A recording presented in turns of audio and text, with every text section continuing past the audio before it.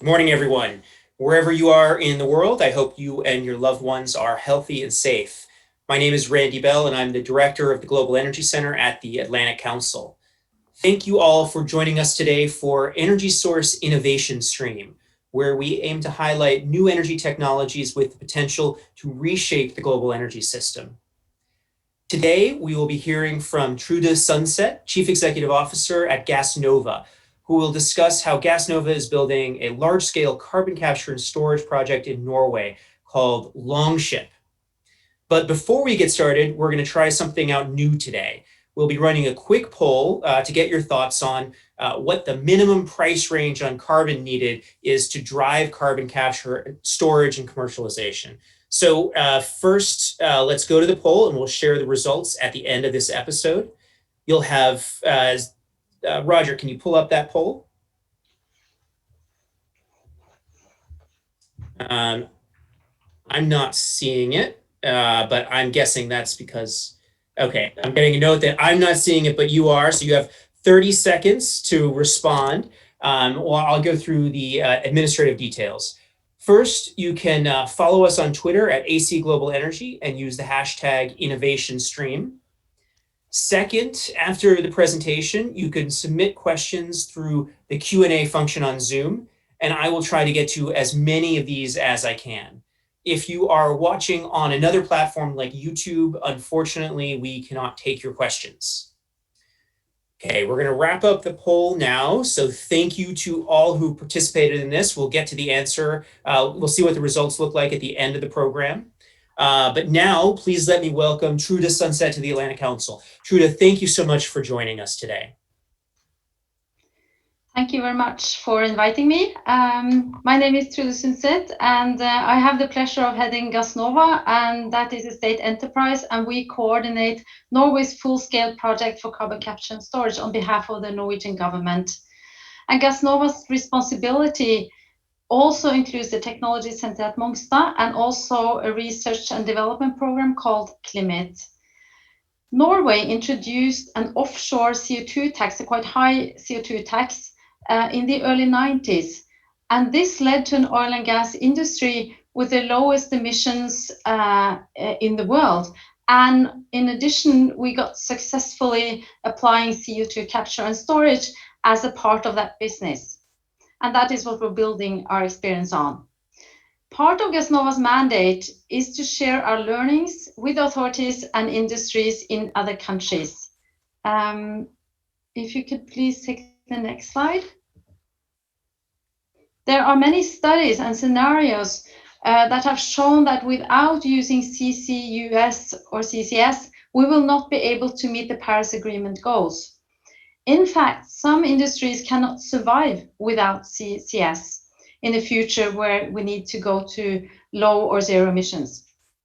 2 weeks ago, head of IEA, Dr. Fatih Birol, and Norway's Prime Minister Erna Solberg launched a new special report on CCUS in clean energy transitions, where it is stated that CCUS is critical in order to reach net zero goals. And the report underlines that both governments and industries must do their part. And IEA in this report points to 4 high-level priorities to accelerate the progress over the next decade. The first one is to place a value on emission reductions and provide direct support for early CCUS projects. The second one is to coordinate and underwrite the development of industrial hubs with shared CO2 infrastructure. And the third one is to identify and encourage the development of CO2 storage in key regions. And the last one is to boost innovation to reduce costs. It so happens that what we're doing in Norway is exactly these 4 main issues. I'll get back to that. So please take the next slide. So this is our project. We call it Longship CCS. And earlier this year, we completed and delivered thorough documentation about this full-scale project that we call Longship to the Norwegian government. And last month, the government announced a proposal to invest in Longship and is prepared to cover 16.8 billion Norwegian krone of a total budget of 25 billion. The budget includes both investment cost and 10 years of support for operational costs. This operational cost is 10 years, as I said. This funding will support one capture plant and partly fund a second capture plant, conditional to financing from other sources like EU.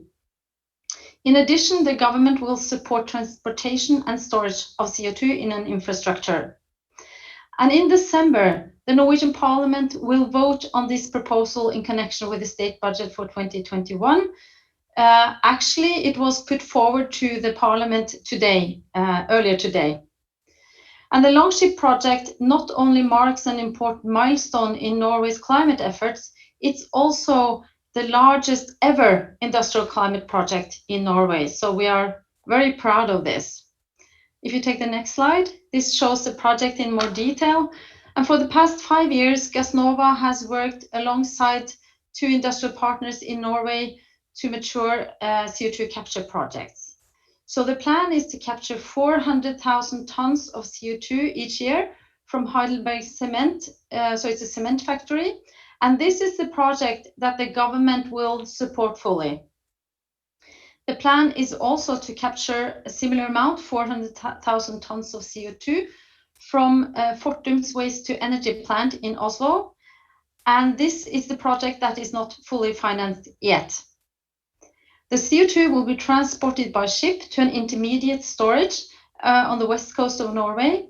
And thereafter, it will be sent through an offshore pipeline where it will be injected in a geologic formation 3,000 meters below the seafloor. The transportation and storage part of the project will be operated by Equinor, Shell, and Total, who all have experience in the field of geologic storage. We have included in our project a surplus capacity in the storage part and also partly in the transportation, so that we are able to store far bigger volumes of CO2 than the capture projects that I just described. Gassnova has the role of coordinating all of this and making sure that the government's money is spent wisely. But we also need to make sure that the interface of this quite complex project will run smoothly. Please take the next slide. Although this project is located in Norway, Longship is actually a European project. The planned storage facility in North Sea, as I mentioned, has overcapacity and will have room for CO2 from all across Europe.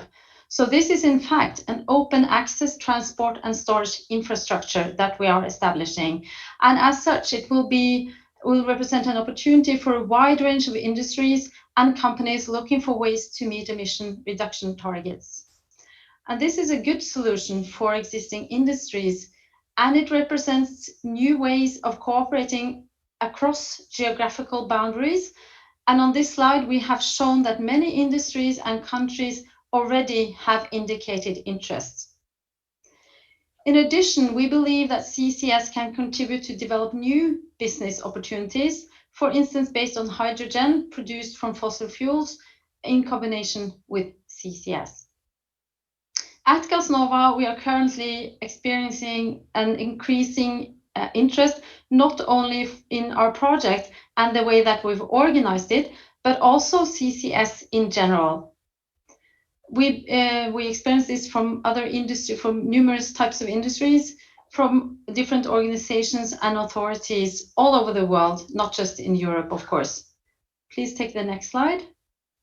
But our focus is Europe, and recently the European Commission stated that CCS will be among the technologies to get funding from the 150 billion euros facility set up to ensure a green transformation of European industry. And in fact, despite the pandemic, the European Green Deal keeps evolving. And in September, EU Commission President Ursula von der Leyen announced that European greenhouse gas emissions should be cut by 55% by 2030 in order to reach climate neutrality by mid-century. So clearly, the European Green Deal is about to become a big deal. And as I have described, the Norwegian effort is also relying on action in EU in order to succeed in large-scale deployment of CCS. Please take the next slide. Although the sentiment towards CCS has become increasingly positive, cost concerns continue to be high on everyone's agenda in government as well as in business. And particularly costs related to CCS and CCUS as compared with other climate initiatives. So together with GNVGL, Gassnova has prepared cost projections as a part of the documentation that we handed to the Norwegian government. And our findings actually make me quite optimistic. As you see on this slide, cost curves improve significantly with maximized use of every part of the value chain and with increasing number of CCS projects. Please take the next slide. So increasingly, CCS is seen as a part of the solution to generate jobs and to stimulate innovation. In addition, of course, to being an important climate initiative and catalyst for industrial transformation. We expect Longship, our project, to create some 3,000 new jobs. Many of them will entail new opportunities for people with skills and expertise from the Norwegian petroleum industry. Positive effects are important to gain the trust and support of stakeholders. And public opinion matters to business leaders, which are met by an increasingly strong sustainability imperative from investors, authorities, and employees. And it matters to politicians, met by demands from party members, voters, and political opposition. So stakeholder dialogue, therefore, is a very important part of what we do, and sharing knowledge is another. So let me conclude by quoting Norway's Prime Minister Erna Solberg as she presented the government CCS investment proposal. Through the launch of Longship, we contribute to stop emissions without stopping development. So that was what I prepared as an introduction. So I'm happy to answer any questions that you might have. Thank you very much. Fantastic. Trude, thank you. That's really, really interesting. Hugely ambitious to see this large-scale project. What were the biggest roadblocks to getting to where the project is today, and what do you see the biggest challenges going forward? Well, I think that things have matured in the industry. So I think that the difficult part was we have been working on this actually for 15 years and maybe even longer, but to find a good industrial project. So these are cement industry, waste to energy, and you have other industries. You need the industry to be engaged. You need them to understand that they can, or believe that they can do this. And then you have to get all this to work together. So the complexity of the project is not we're not applying particularly new technology, but to get all this to work together in the value chain is the challenge and will be the challenge going forward. But the most challenging part going forward is if we are not succeeding in Norway if we can't get the rest of the world to follow what we're doing, and we cannot save the whole world by just removing CO2 emissions from Norway. So I'm very optimistic when I see the interest in Europe and in the rest of the world, because that's what's necessary. Thank you. And that ties into a number of questions that are coming in through the Q&A. So remember, everyone, if you would like to ask a question, please do so through the Q&A. I want to go tie into what you just said to a question from someone in the audience who asks if you could provide an example of industries or businesses that won't be able to survive without carbon capture. Well, that is a bit dangerous to get too specific on. I think it's more a general the way that we see it, all industries have to adapt. If you look at the targets set by countries and parts of the world, like the EU, then we think that existing industry will not survive unless they're able to adapt to a much lower emission level. And then if you look at the possibilities for a cement factory, for instance, you cannot produce cement without emitting large amounts of CO2, and that's why you need CO2 capture and storage. Yeah, that makes a lot of sense. Now, something you also said, answering my first question, goes to a question that Vinette Sharma asks, which is what is the scope of partnerships and expanding to regions outside of Norway? So what are you looking at in terms of partnerships outside of Norway, outside of Europe? How do you think that you set an example for the rest of the world in demonstrating the feasibility of this scale of project? In fact, we have already, or the consortium that we call Northern Lights, which is Equinor, Shell, and Total, have already signed MOUs with different industries in different countries in Europe. So just waiting for this investment decision, they will probably mature these contracts. So everything is ready for companies and countries to send their CO2 to Norway. We have to have contracts, you have to pay a fee to send your CO2 there, but it's really important to get the ball rolling is that you need to have a possibility to send the captured CO2 somewhere. So we are providing that for the rest of Europe. We think that what we have learned, we have, as I said, the mandate to share our knowledge, experience, and we put that in contracts with the industry partners that they also have to share how they have dealt with different issues. And we would like to share that with everyone who's interested and hope that that will inspire other countries also outside of Europe. And maybe you can learn from that, and we will support others that want to set up a similar infrastructure.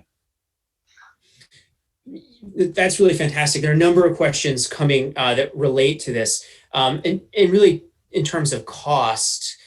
So from Andrew Kadek, what are the costs for the cement plant, for instance? What is the percentage change if you want to capture the CO2 coming from a cement plant and then ship it to the Longship facility? Yeah, that is a bit difficult to answer specifically.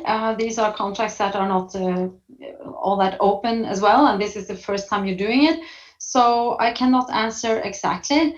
But another way of looking at this is if we're able to work in the market so that you would add a premium for CO2-free cement, and you are constructing a large office building, for instance, your cost of buying that cement and including that in your project will probably just increase your cost by 1% in that range. So it is about finding the good business models for this. So this is an infrastructure project, so it doesn't really make that much sense to calculate the CO2 per ton captured. We are investing in the infrastructure, so there needs to be a certain amount that you pay to get rid of your CO2. That is still a negotiable price, and that is what these commercial companies will do. But the infrastructure will be invested. I think Norway's, the state is paying for around 80% of the cost for this project, and the industry pays for the 20%. Got it. Now, let me reframe that question a different way and go back to the poll we asked at the beginning, which is, what would be the range of a price on carbon that would make a company choose to put their CO2 into Longship as opposed to releasing it into the atmosphere? And so those options were $40 to $59, $60 to $79, and $80 to $99. So how would you answer that poll? It's a very difficult question. I think that for a certain time, we will need incentives from governments. Mm-hmm. So I think, for instance, in the EU, you have the EU Innovation Fund. I think a lot of capture projects will have support from that. So it's very difficult to say at what time will the price of emitting CO2 be, how high does it have to be before it's commercial? And then if countries also invest in infrastructure for transportation and storage, you only have to deal with the capture cost. So that's why it's difficult to answer. But I would say offshore in Norway, where we had this CO2 tax since early 90s that I mentioned, that was in the range of $50 per ton. And you got CCS projects from that connected to oil and gas production. And then probably you would need more in the range of 100 euros per ton or dollars per ton for other projects. So Got it. you cannot find just one number, but that's why it's important to show the cost curve and to see the range that you'll be in. And so you find part of the answer there. But it's a complex, it's not one industry. It's across different types of industry. It's energy production, it's hydrogen production. So it's very difficult to just talk about the name. I would go for the price in the middle, though. Okay. And so, just since we're talking about the poll, I'll go to the results early. And you are in the majority there. So we had 40, well, not the majority, but 43% went with in the middle from $60 to $79. Huh. And then 25% 40 to 59, 25% 80 to 99, and then the 7% saying carbon price will not be a key driver. So that's you're right in line with what most of this audience thinks. Oh, So that's good. that's That's good. very, very, But it also shows what I just made a point of, that it will be a range yep. on cost. So it fits well with that as well. Yeah. We have a question from Alex Dewar who asks what approaches are being taken to capture the learning from this project and incorporate it into future work on carbon capture to help lower the costs of future projects. That's a very good question. Thank you for that. That is why we have a state enterprise to make sure that you collect all the learnings and to feed it back into coming projects. And we'll do our best to share knowledge through different channels. We also will continue to do research and development in our research program, and we cooperate globally on this. And then we also will do testing at the Technology Center at Mongstad. So all of this fits together. You need to feed back the experience through all these development activities that we are supporting. And then we need to work together on a global basis in order to push down, to improve the technologies. And if we are able to quickly create a market, also the technology providers will start competing and we'll see costs coming down. But definitely that is an important part of our mandate, is to share the learnings. Yeah. That's fascinating, and that's how that cost curve comes down. So we have a group of questions around some of the uncertainties around CCS more broadly, and so Neiman Zalecki asks, what are the known risks of the particular technologies deployed by Longship? Other questions are around how do you ensure that the carbon dioxide stays in the ground and doesn't get released back into the atmosphere at some point. So really, what were the particular risks and how do you mitigate against those? Yeah, so for this particular project where we have so much things that we need to demonstrate that is working, we have chosen commercial capture technologies. And these oil industries, they know how to build CO2 pipelines. We have an offshore pipeline in northern Norway that has been operating since 2007. We have already drilled the well and know that the reservoir is of good quality. So we did that before we made the decision to go for this project. So there are a number of mitigating ways you can mitigate the risks. So we think we have a very good project with low risks. We have been storing CO2 in the Sleipner field for 24 years, and we have monitored what happens with the CO2. You can actually see what happens with the CO2 on seismic imaging. And we have shared those data with a number of universities, research institutions. So you can find a lot of documentation how safe this solution is. And then, of course, the next project, we need to be more willing to take risks on new and cheaper technologies. Got it. And so essentially, it is Norway's expertise at getting hydrocarbons out of the ground that is enabling it to be expert at putting the CO2 back into the ground. Yeah, we have that experience. We don't expect any leakages. We have a very good chosen a very good reservoir. We have a monitoring in place, a monitoring program. We have drilled this test well and taken core samples. So that is very important to have that knowledge and expertise, and that is one of the things that we are happy to share with anyone who's interested in doing the same. Fascinating. So another question more on the sort of the technology sort of making this work side from Andrew Caddick was how was the site selected for Longship? What were the choices, the thought that went into that particular site selection process? You mean the geologic The site? geologic site, yes, exactly. Okay.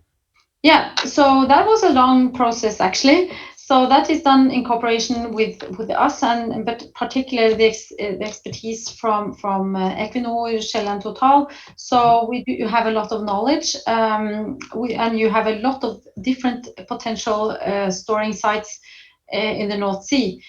This was chosen for a number of reasons. One of them is that there is no oil and gas there. So this is the first time that we hoped not to find anything of oil and gas.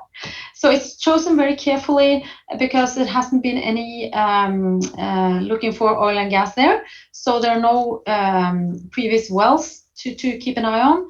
And it's a deep reservoir, it's quite big, so there are a number of reasons why we think it's a good storage site. And this work has been also ongoing for many years. What permitting is required to get approval to use the site? It's a special storage directive. We have all the legal aspects in place. So the first permission was given to these Northern Lights partners.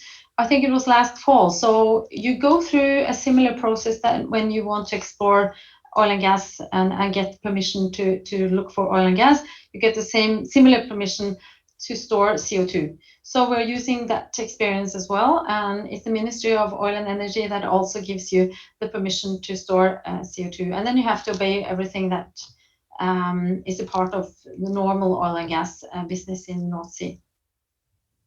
Got it. I want to end on one final question, um, which is ties to something you said about the future of carbon capture and what role it can play in the transformation of European economy, particularly around hydrogen.